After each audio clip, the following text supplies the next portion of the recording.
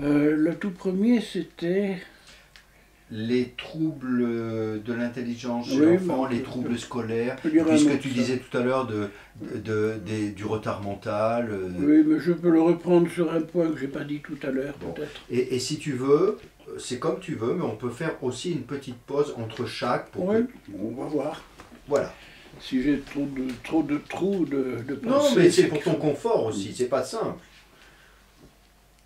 Bon, Donc, Roger, est-ce que nous pourrions aller maintenant, s'il te plaît, du côté d'une thématique importante dans ton parcours, tout ce que tu as dépensé comme énergie clinique en direction donc des troubles de l'enfant, pour le dire de manière très générale, et plus spécifiquement des troubles de l'intelligence, des troubles instrumentaux, des troubles scolaires.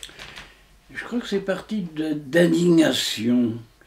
Et spécialement, bon, dans la trajectoire ouverte par le fait que j'aurais dû être instituteur, mais que je ne l'ai pas été, mais que j'étais marié à une institutrice pendant 15 ans, euh, une indignation qui m'est venue beaucoup dans l'activité de consultation au laboratoire de psychologie d'Henri Roussel, à force de voir venir des parents désolés parce que leur enfant travaille mal, mais ajoutant volontiers, mais vous savez, moi non plus je comprenais rien en classe, moi aussi j'étais pas bonne, alors il est comme moi.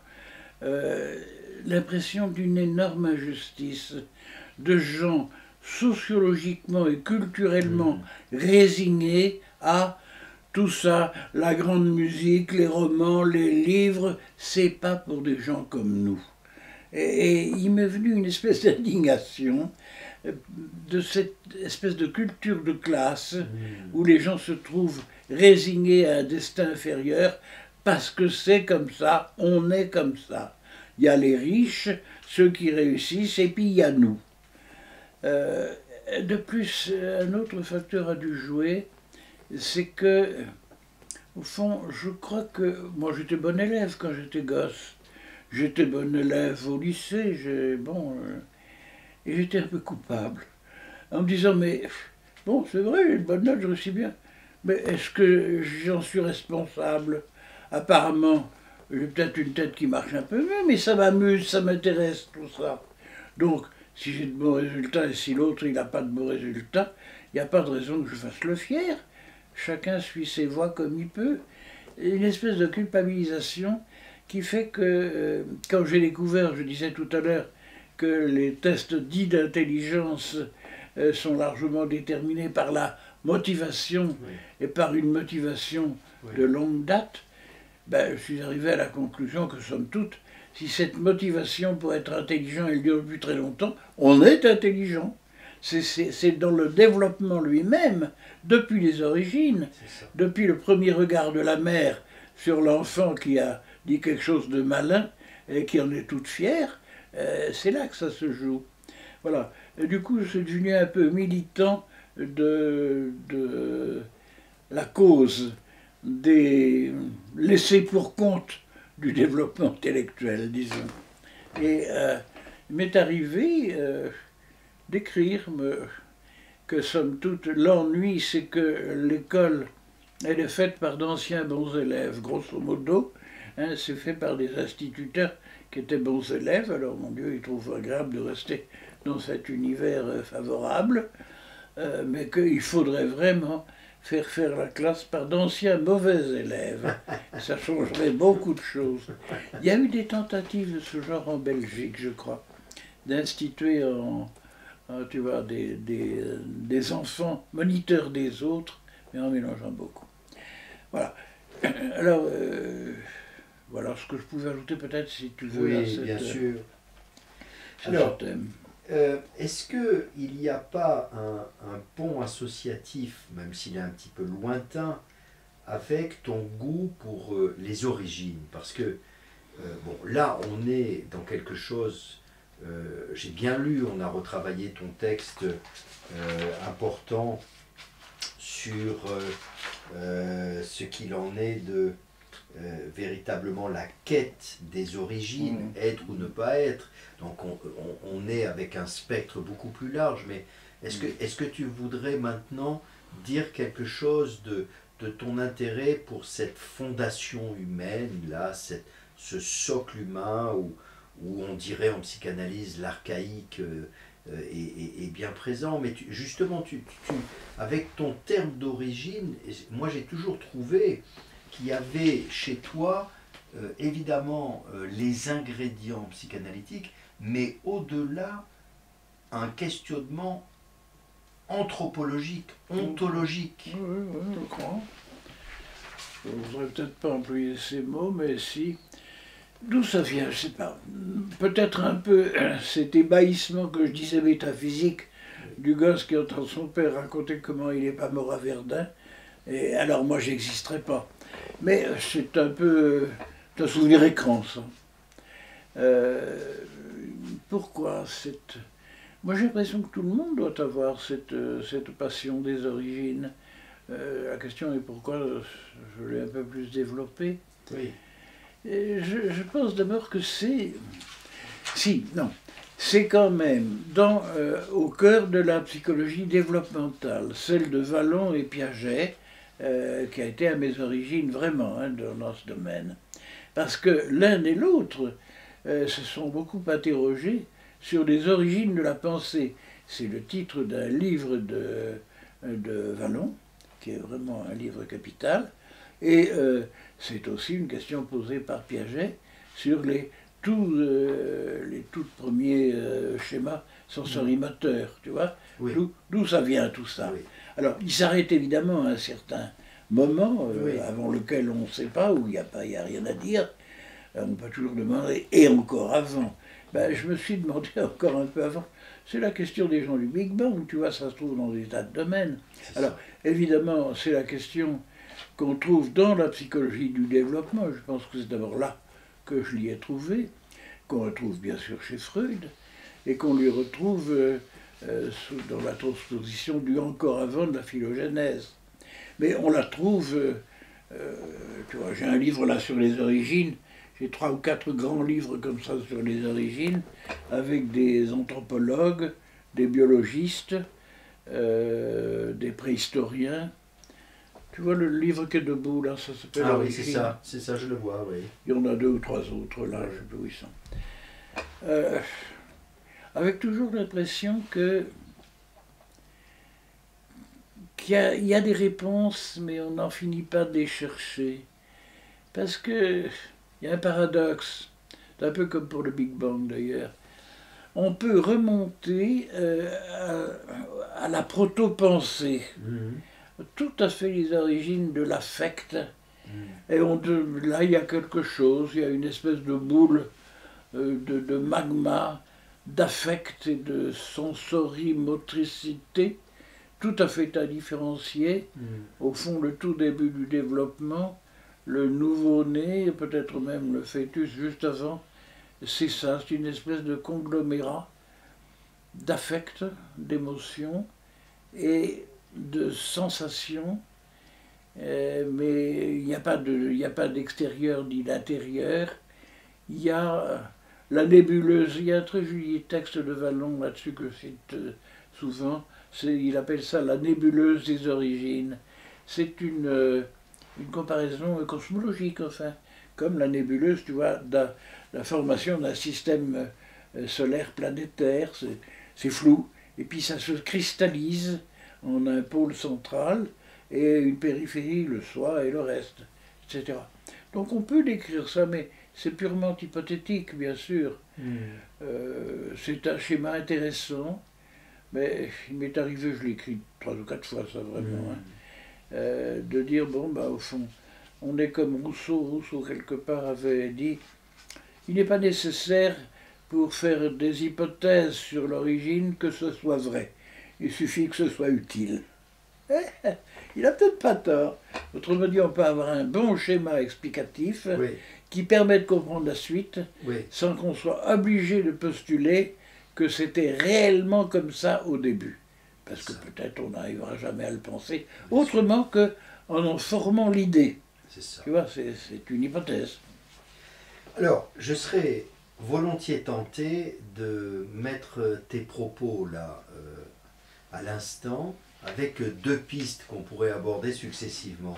La première, ça serait la genèse de la personne. Ouais. Et puis après, on ira du côté des systèmes, des idées et ton goût pour l'histoire de la psychanalyse et puis l'épistémologie. Mais on va y aller tout doucement. Ouais. Alors, la genèse de la personne, parce que la personne, enfin c'est bien pour ça aussi que tu t'es concentré là-dessus. Voilà typiquement un terme qui n'est pas de la psychanalyse. Alors, qu'est-ce qui te gouvernait à aller de ce côté? Peut-être bien Emmanuel Mounier, parce que tu sais, le personnalisme, il y a toute une école qui était celle d'Emmanuel Mounier, pour qui le mot alors personne avait beaucoup de valeur. Mais c'est simplement un terme qui désigne l'ensemble du fonctionnement biopsychique, peut-être surtout psychique, et de ses caractéristiques individuelles, fait que personne n'est pareil à tout le reste. Chaque personne est spécifique. Autrement dit, c'est l'idée de globalité, d'unité fonctionnelle et de spécificité individuelle. Oui. C'est le mot qui m'a paru le mieux correspondre à tout ça. Alors j'ai édité l'un de mes tout premiers livres, ça s'appelait Jeunesse de la personne, et j'avais trouvé, je crois d'ailleurs que je commence avec cette définition de la personne que je viens de donner, globalité, unité fonctionnelle. Avec un clin d'œil, en effet, du côté d'Emmanuel Mounier, de ce genre de personnaliste, mais aussi comment dire, le choix de prendre un terme qui apparaissait jamais dans la littérature scientifique. Oui. C'est ça. Oui. Et il me semble, il faudrait vérifier que dans ta définition qui a marqué de la psychologie clinique, tu es aussi dans cet état d'esprit. Alors, biopsychique, je pense que c'est vraiment très important parce qu'il y a très souvent une menace intellectualiste dans la psychanalyse en général et dans la psychologie clinique en particulier. Et dans cette globalité sur laquelle tu insistes beaucoup, la globalité d'une psychologie clinique, il y a aussi un autre trait qui me semble important, si j'ai bon souvenir des définitions que tu avais proposées, de la mise en perspective il n'y a pas deux personnes pareilles, il n'y a pas de sujets biopsychiques, de personnes biopsychiques. Je suis à nul autre pareil, voilà. Et puis, pour autant, on ne laisse pas tomber une certaine forme de discours généraliste, on le met en perspective. Comment tu le dirais ça? Le rapport entre ça va nous amener vers l'épistémologie peut-être, mais entre le discours général... Ça va directement à l'épistémologie dans la mesure où il y a une fausse idée du général. Oui. Le général, comment dire, on dit parfois il n'y a de sens que du général, ce qui moi me paraît dénué de sens précisément. Il n'y a de sens que de lois générales, de phénomènes généraux. Mais c'est toujours à étudier dans leur spécification. Oui. Et c'est vrai même en physique, c'est vrai dans tous les cas. Autrement dit, en ce qui concerne la personne,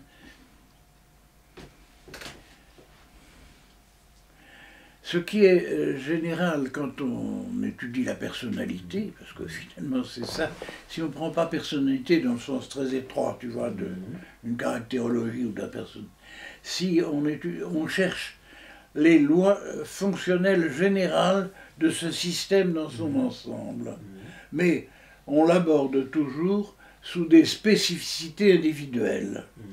Ce qu'on cherche, c'est de dégager ce que ça a de commun. Ce qu'il y a de général, c'est ce que ça a de commun chez tout le monde ou dans toute une famille de cas.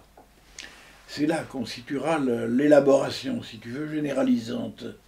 Mais ça part toujours de l'idiosyncrasie, des études. Si tu veux, pour reprendre ce vieux langage, on part de l'idiosyncrasique pour aller au nomothétique. C'est ça. Et non pas le contraire. C'est ça. Mais dans quelque chose quand même qui dialectise bien les deux polarités, hein, et qui au contraire ne les clive pas. Hein.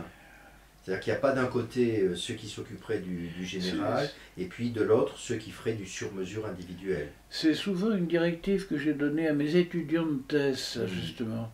Quand vous étudiez un problème particulier, vous réunissez une population de sujets qui sont dans le cas que vous voulez étudier, essayez de constituer là-dedans des familles de cas, pour d'étudier assez de cas individuels pour pouvoir montrer dans le cas de Paul, de Pierre, de Suzanne et de Claire comment ça fonctionne pour eux. Mais comment fonctionne ce qui est valable pour leur famille, leur type de groupe, et ce qui est valable au-delà pour tout le monde. C'est ça. C'est ça. Les dénominateurs communs du sous-groupe. Oui. Et du genre humain. Alors bon, j'avais plus ou moins de succès en leur recommandant de travailler comme ça, mais plusieurs fois ça a pas mal marché. Écoute, moi ça me semble être au cœur de l'idée que je me fais de la psychologie clinique en tout cas. Hein, oui, c'est comme ça. Je pense.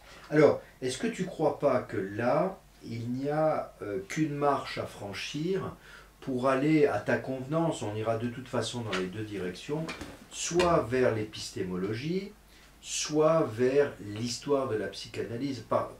Tu veux commencer par quoi? Qu'est-ce que c'est qui a été par l'épistémologie? Bon, bien sûr, nous avons en commun ce souvenir de quand tu as eu la gentillesse de venir plusieurs années de suite pour La psychanalyse est-elle une science à l'université où tu faisais ce cours. Bon, et il y a ce livre important de toi, La raison psychanalytique, bien sûr. Comment est-ce que tu pourrais résumer ce qui est vraiment essentiel sur cet immense sujet pour toi aujourd'hui dans ce secteur? Enfin, c'est un peu vaste ce que je te demande, mais... La première idée, c'est que, après avoir été un peu touche-à-tout, j'ai eu une période de psychologie dite scientifique, dont le cœur était probablement la psychologie expérimentale, dont vraiment sur quoi j'ai travaillé pas mal. J'ai pas de raison de le renier vraiment. Quant à la méthodologie, c'est un idéal que je continue à trouver estimable. Tout le problème est de savoir à quoi on l'applique. Parce que très souvent, c'est à des choses un peu dérisoires. Bon, étudier, si tu veux, l'apprentissage de trigrammes ou de pentagrammes sous telle et telle condition pour montrer au type du laboratoire de San Francisco qui se trompe que là, il faudrait changer un petit... Ça me paraît un peu mais l'idéologie, si tu veux, de définition aussi claire que possible, aussi rigoureuse que possible, en utilisant des mots qu'on a essayé de préciser avec des formulations en termes d'hypothèse et de vérification d'hypothèse, tout ça, moi, j'ai pas de raison de le vérifier. Simplement, la question est de savoir à quoi on l'applique et à quoi il est dérisoire de l'appliquer si ça dénature complètement la question. Mais d'une part. D'autre part, bon, la psychanalyse a une toute autre façon de penser. Autant on ouvre et on laisse la pensée se dissoudre, se diluer, en espérant y trouver quelque chose, que dans le cas précédent, on la fixe aussi rigoureusement que possible. Moi, j'ai vécu avec ces deux jambes-là pendant 15 ans, en me demandant, mais enfin, c'est quand même embêtant de vivre deux univers si différents. Je les vis tous les deux, de plus en plus la psychanalyse, mais j'ai aucune raison de renier la première. Je sens ça. Il faudrait que je renie 15 ou 20 publications, et même une partie de mon travail CNRS. Au CNRS, je n'étais pas très bien vu, environ la psychanalyse. On m'a toléré parce que j'étais inexpulsable, mais je n'ai pas fait carrière au CNRS parce que la psychanalyse, c'était pas bien. J'ai jamais pu recruter vraiment de chercheurs. J'ai pas réussi à faire un laboratoire en recrutant des chercheurs CNRS, parce que tout simplement, la commission CNRS n'est pas favorable à ça. Mais la question m'est restée, à quelles conditions pouvoir penser ensemble ces deux univers? Et c'est de ça qu'est sorti ce livre, La raison psychanalytique. Ça commence comme ça, hein, l'esprit de finesse et l'esprit de géométrie. C'est l'avant-propos. Et je réussis, je ne suis pas très sûr, simplement je ne suis pas très sûr de la réussir. Je reste ambivalent avec ce livre. C'était un effort pour permettre un dialogue, et non pas arriver à un accord, mais permettre un dialogue, pour savoir de quoi on parle. Autrement dit, bon, on utilise des concepts, mais qu'est-ce que c'est qu'un concept? Qu'est-ce que c'est qu'une hypothèse? Est-ce qu'on fait des hypothèses de travail quand on est psychanalyste? Mais oui, bien sûr. C'était là, mais enfin, voilà. Alors sur l'épistémologie, j'ai eu pendant tout un temps beaucoup d'intérêt pour la linguistique. Oui. Il y a eu un temps où j'ai lu, je sais pas moi, à la file 15 ou 20 livres de linguistique proprement. Parce que c'est vraiment en quoi la structure de la langue conditionne-t-elle la pensée, la structure même de la pensée. Je n'ai pas trouvé vraiment de réponse, mais enfin ça a été une ligne où j'ai cherché. Et puis c'est vrai que ça a été une époque où les débats en linguistique étaient extrêmement stimulants. Oui. Bon. Et alors, sous forme de question, un commentaire. Moi, j'aurais envie de te dire, ce que j'entends de ton propos, c'est il y a danger à mettre les œufs dans le même panier. C'est-à-dire que on est quand même entouré par une majorité de collègues, d'un côté ou de l'autre, qui sont fidèles à un paradigme et qui s'y tiennent. Alors que moi j'entends à travers toute ta carrière la conflictualité féconde des frictions de différents paradigmes, de différentes orientations. Tu accepterais cette remarque? Ah, tout à fait. Y compris avec le fait que ça grince. Oui. Et que j'ai l'impression que ça cessera jamais de grincer. Oui. Bon, ben, c'est la vie. Oui. Oui. Et que probablement, c'est aussi une façon, il faut le dire évidemment sans l'idéaliser, ça, de se rapprocher de la complexité de la vie et de la psychologie humaine et du fonctionnement humain. Oui. Parce que probablement que quand on met les œufs dans un seul panier, dans un seul paradigme, on se simplifie la vie, mais on s'éloigne de l'impromptu et de l'énigme humaine. Oui, tout à fait. Il y a quelque chose qui m'a toujours irrité, mais vraiment irrité, c'est dans le contact avec certains spécialistes, la fermeture d'esprit, le fait que ce qui n'est pas de mon domaine n'a pas beaucoup d'importance, ce qui compte c'est ce que je pense, une espèce de dogmatisme, d'impérialisme qui est insupportable pour moi. Et ça, on trouve ça partout, y compris chez les psychanalystes. Oui, oui, oui.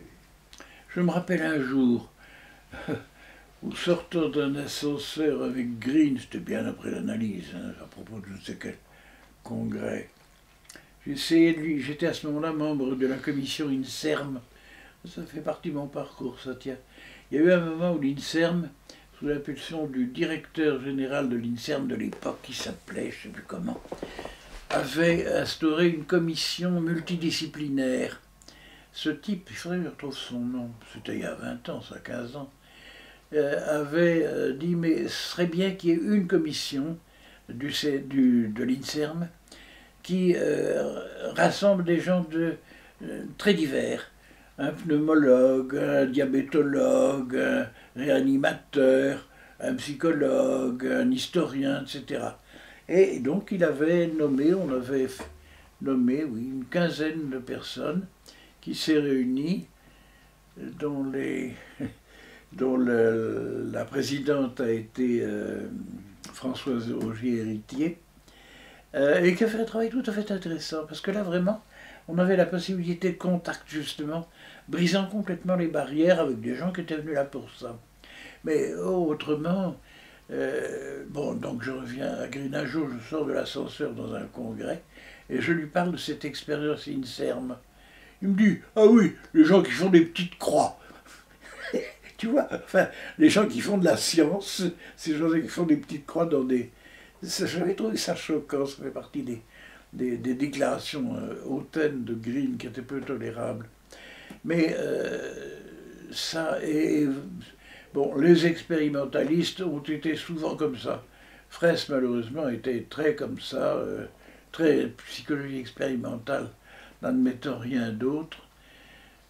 Mais on trouve des psychanalystes. Comment certains lacaniens enfermés dans leur langage sont la citadelle inexpugnable, protégée par le langage comme par une muraille. Bon. Est-ce que tu ne crois pas justement que là maintenant le débat est mûr pour qu'on parle de ton goût pour l'épistémologie de la psychanalyse elle-même? Alors, on peut dire l'histoire de la psychanalyse, mais je pense que même si tu as écrit un que sais-je sur l'histoire de la psychanalyse, moi j'ai plus l'impression, te côtoyant, que tu fais de l'épistémologie de la psychanalyse justement. Oui. Oui. Bon, par le biais de l'histoire en partie, c'est vrai, mais tu sais, l'histoire, bon, il y a l'histoire anecdotique, Freud et les autres, mais c'est pas tellement ça qui est intéressant, c'est le développement de la pensée, évidemment. C'est ça. Et c'est surtout ça. Comme ça. Même le que sais-je, c'était comme développement de la pensée que j'avais essayé de le faire. Oui. Mais l'épistémologie, je pense que ce que je fais, mais actuellement, avec ce livre sur la vérité et maintenant ce livre sur la réalité que je commence à concocter, c'est toujours un effort pour savoir ce que parler veut dire. Oui. Autrement dit, quand j'écris que il y a différentes sortes de réalités psychiques, monde extérieur, la vérité ou la réalité événementielle, qu'est-ce que c'est que la réalité de l'événement? De quoi on parle quand on introduit tel ou tel mot et derrière telle ou telle notion. Quelle est la correspondance des mots et des notions, des concepts? Et chaque fois qu'on utilise un concept, c'est en partie ça dans le procédé même d'écriture. Quand on énonce une proposition générale qui combine 2 ou 3 concepts, prendre la peine de redéfinir, si c'est pas clair, ces concepts eux-mêmes, sans quoi c'est n'importe quoi, et comment on les articule. Autrement dit, c'est toujours un effort d'analyse du langage et des démarches de la pensée.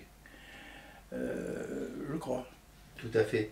Et bon, alors écoute, il me semble que là, on pourrait dire que nous passons maintenant, à ta convenance, vers un autre chapitre. Alors, il y a, tu te souviens, je t'en ai parlé comme étant quelque chose que tu pourras mettre où tu veux au final. Il y a la fiction, ton goût pour la fiction, donc peut-être tu peux en dire un mot maintenant ou après. Et puis après, il y a les gros morceaux, psychothérapie, psychanalyse et formation, et puis avenir de la psychanalyse, et puis psychanalyse et dernier la fiction, ça c'est facile si j'ose dire, c'est une récréation, c'est pour se faire plaisir. Ça a commencé peut-être par l'année où nous allons, 2 ou 3 ans, où un petit groupe de psychanalystes, nous avions décidé de monter la machine infernale de Cocteau. On s'était beaucoup amusé.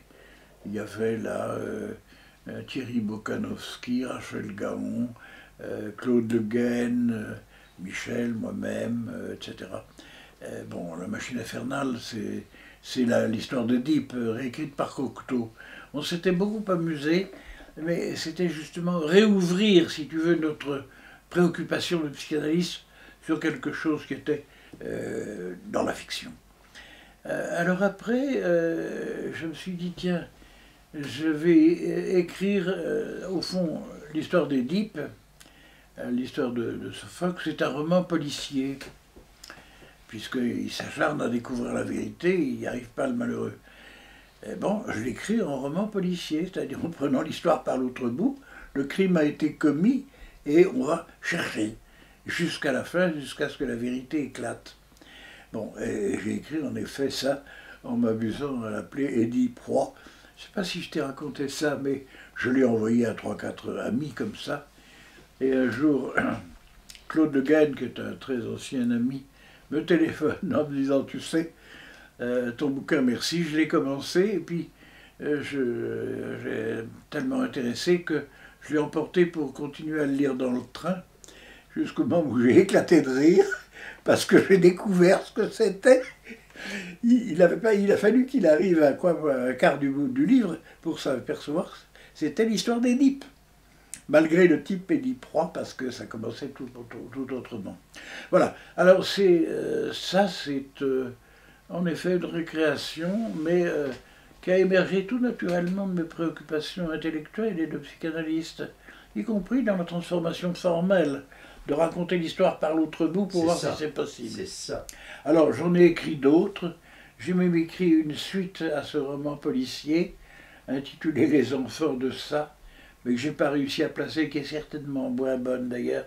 Mais c'est l'histoire des Théocle et Polynice, les enfants d'Édipe, et de leur rivalité destructrice.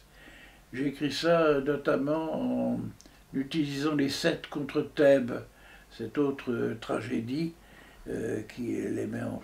Bon, c'est resté dans mes cartons, je ne sais pas si un jour... Et puis surtout, j'ai rédigé alors c'était une période de grâce, ça, il y a 3-4 ans, un été pratiquement, une dizaine de récits que j'ai intitulés Histoires improbables et qui à chaque fois partent d'un postulat impossible, mais peu importe. Par exemple, l'histoire d'un enfant qui s'élevait dans les airs sans le secours d'aucune machine. Une histoire de lévitation. En reprenant exactement l'histoire de Victor, l'enfant sauvage. Oui. Tu vois, Victor, Mais je vois je transpose tout à fait les documents de l'époque, l'histoire de Victor, et même le langage de l'époque révolutionnaire, en racontant l'histoire de Victor, ou simplement, c'est pas un enfant sauvage, c'est un enfant qui s'élève en l'air. S'il ne fait pas attention, alors on le gronde, il redescend, mais quand il dort, alors le pauvre, il faut l'attacher avec une ficelle. Voilà. C'est toute l'histoire de l'enfant, développée sur 20 pages, avec documents de l'époque, lettres au ministre de l'Intérieur, interventions, etc., etc.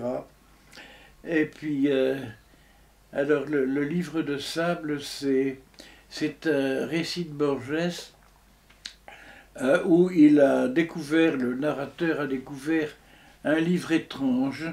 Tu as encore une seconde parce que j'ai tout mon temps. Parce que ça, moi, j'aimerais bien les placer, ces histoires quand même. Un livre étrange dont on ne trouve aucun autre exemple.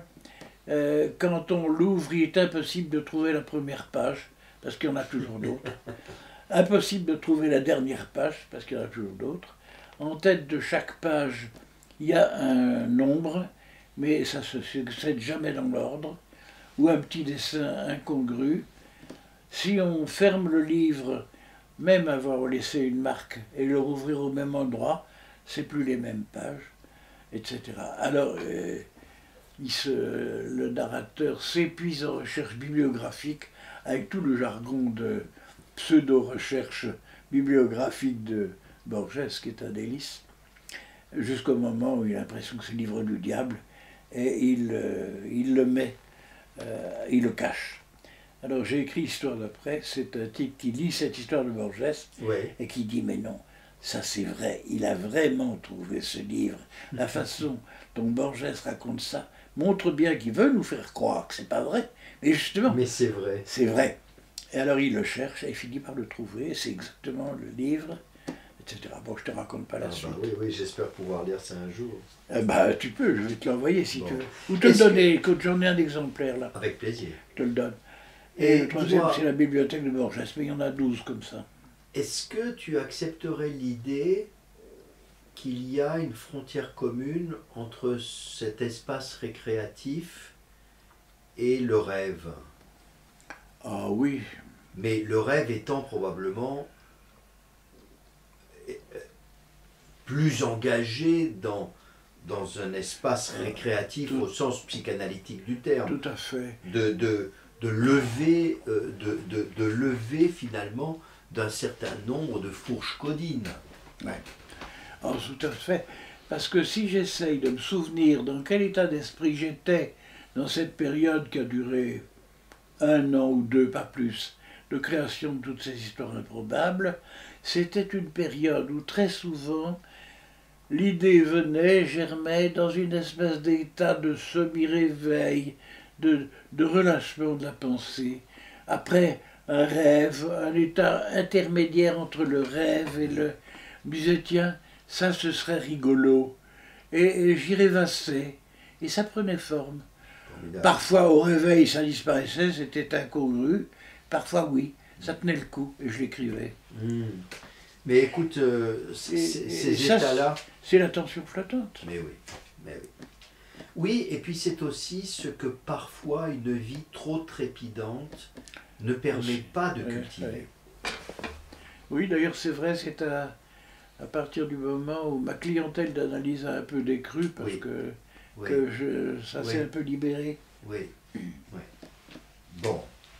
Alors écoute, maintenant je te propose d'attaquer le gros morceau, prends-le par n'importe quel bout, si j'ose dire. Donc, et à la fois de la formation en général, c'est quoi la formation à la psychanalyse, enfin, c'est quoi ce défi incroyable d'imaginer, proposer un parcours de formation analytique, et à l'intérieur, comme complication, comme on dit dans l'horlogerie suisse, comme complication, le modèle de la cure-type et une psychanalyse qui aujourd'hui quand même se conjugue en de multiples dispositifs thérapeutiques. Je pense au Roger Perron du psychodrame, et on est à côté du divan sur lequel tu as exercé, tu es sur ton fauteuil d'analyste. Enfin, donc de ce pluriel, de ce passage au singulier de la cure-type, au pluriel des dispositifs. Donc, qu'est-ce que tu penses de tout ça? La formation. Je ne peux pas dire que j'y ai beaucoup réfléchi, comme certains de nos collègues qui sont spécialisés dans le modèle, sur les 3-4 modèles, le modèle français, le modèle, comment il s'appelle, enfin, il y a 3-4 modèles en vigueur le modèle anglais. C'est ça, oui. Je ne peux pas dire que j'ai beaucoup réfléchi, donc c'est plutôt mon expérience qui vaut ce qu'elle vaut. Moi, je crois que la première condition, c'est effectivement l'analyse personnelle, à condition que, et c'est pas toujours réalisé, je le crains, pour tous les analysants sûrement, et peut-être même pour tous les analystes, à condition que ce soit une vraie remise en question de soi. C'est-à-dire que quand on bute sur quelque chose, on ne se dérobe pas. On ne se donne pas la première explication un peu facile en disant bon ça va, c'est réglé, je pense à autre chose. Et même si c'est extrêmement pénible, extrêmement dur, même si on bute sur quelque chose qui, au fond, ne sera jamais réellement résolu, on va y voir. Je sais pas. C'est ce que j'appelle une vraie remise en cause personnelle. On accepte au fond que toutes les billes roulent et on laisse rouler celles qui le peuvent. Ça, c'est la première condition. Deuxième condition, c'est ce que nous savons, à savoir des séminaires, des lectures, beaucoup de lectures, avec alors toujours ne pas croire que Freud donne la vérité révélée. J'ai mis beaucoup de temps à oser vraiment critiquer Freud. Beaucoup de temps. J'avais tendance à le lire en essayant quelle était la vérité cachée dans ce texte. Je crois qu'il n'y a pas de vérité cachée. Je crois qu'il y a quelque chose qu'il a voulu exprimer, qu'on peut comprendre comme ci, comme ça, autrement. Mais enfin, c'est quand même toute la formation que nous connaissons.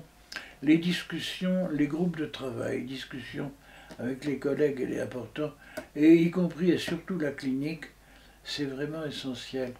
J'ai fait là pendant 15 ans un groupe que je viens juste d'arrêter, de discussions cliniques de collègues, on était 7 ou 8, et chacun apportait de la clinique sur quoi il butait, qui était difficile. Sur quoi il butait, oui, les cas difficiles. Oui. Et c'était toujours très intéressant, et moi ça m'a beaucoup apporté. Et je crois qu'ils ont même décidé de continuer sans moi, quand j'ai décidé que je ne voulais plus. Donc voilà, c'est ça la formation. Puis ensuite, une réflexion sur la clinique, avec alors quelque chose qui est important pour moi. Il n'y a pas de dissociation possible de la théorie et de la clinique et de la pratique. Autrement dit, une théorie qui gambade pour elle-même de plus en plus loin de la clinique, ça n'a pas d'intérêt. Ça s'est beaucoup développé chez les lacaniens, chez Lacan lui-même, mais aussi, je le crains, au sein de la SPP, où on voit des gens écrire des articles purement de discussion, de théorie, à propos de théorie, tu vois, enfin, sans qu'il y ait la moindre allusion clinique, ou de temps en temps une petite vignette pour faire joli. Moi, je ne peux pas adhérer à cette psychanalyse-là. Oui. Pour moi, la théorie, c'est ce qui sert à comprendre de la clinique. On est d'accord. Voilà, pour, je ne peux pas dire beaucoup plus, Bon. pour la formation. Il y aurait les procédures de formation, on peut quand même dire un mot. Oui. Alors là, je deviens superviseur, enfin. Oui. Je crois vraiment que notre système de supervision collective et individuelle est un bon système. D'abord, le système qui est français, surtout, suivant lequel on ne fait pas une analyse de formation, on fait une analyse. Et puis si on le veut, on demande une formation. Mais ça n'est jamais démarré et admis comme analyse de formation. C'est ça qui permet justement une remise en cause de soi. Parce que sinon, oh, je fais une analyse, mais c'est pour être psychanalyste, hein, c'est le métier. Non, je crois que ça fausse tout au départ.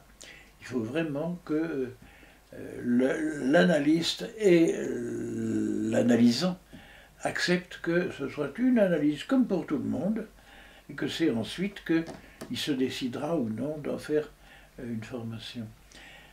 Mais ceci étant, je pense que l'analyse, la supervision collective est très importante, oui, parce que c'est là que fonctionne la fratrie. Le groupe des frères et des sœurs qui, si l'atmosphère est bonne, ne cherchent pas du tout à se tirer dans les pattes, écoutent ce qui se passe, voire contribuent en aidant. Oui. À moi, il me semble que tu vois, etc. Et on est là superviseur, on contribue, on aide, mais ça se passe aussi. On regarde ce qui se passe. Il y a une dynamique de groupe qui est très importante et qui vraiment est une dynamique d'entraide. La plupart du temps, j'avais peut-être la main heureuse dans le choix de superviser, mais c'était comme ça. Mais par ailleurs, l'individuel est aussi nécessaire parce que c'est une autre dimension des choses. On peut, disons, aller plus loin dans tout ce qui concerne le transfert et le contre-transfert, avec le tact qu'il faut. Mais on peut là attirer l'attention de l'analyste sur quelque chose qui se passe en lui et entre l'analysé et lui, qu'on ne peut pas dire dans un groupe, pour des raisons parce qu'il faut respecter l'épiderme des gens, tu vois. Naturellement, c'est un rapport, alors transférentiel et post-transférentiel, beaucoup plus serré, beaucoup plus difficile à manipuler, le contrôle individuel. Oui. Mais justement, ça permet aussi d'en parler, d'y réfléchir. En quoi c'est une espèce de seconde analyse ou d'analyse seconde que nous faisons ensemble. Beaucoup plus que dans la collective. Bref, je crois qu'il faut les deux. Oui, je partage vraiment ce que tu proposes là et j'ai vraiment l'impression d'avoir bénéficié des deux. Quand j'avais demandé un jour à Villelocher pourquoi donc est-ce que à l'APF il n'y avait pas de supervision collective, il m'avait répondu après un moment de réflexion intense. Je crois que finalement on avait tout simplement envie de faire preuve d'originalité et de différence avec la SPP et que sur le fond, bien sûr que le groupe c'est formidable. Tout à fait. Comment il va? Pas très bien. Non. Alors écoute, c'est un sujet difficile parce que c'est l'illustration du fait que notre âme, notre pensée est volatile. C'est terrible. C'est-à-dire que le corps est l'âme et l'âme n'est pas toujours vraiment au rendez-vous. C'est dommage. C'est terrible. Je l'aimais beaucoup. Moi aussi. Moi aussi. Ouais. Mais oui. Ouais, ben, c'est comme ça. C'est comme ça. C'est notre condition. Ouais. Bon, alors écoute, est-ce que peut-être tu voudrais dire un mot maintenant parce que c'est vrai que tu as écrit là-dessus et c'est un sujet important. On va laisser Michel répondre, je pense qu'elle va répondre.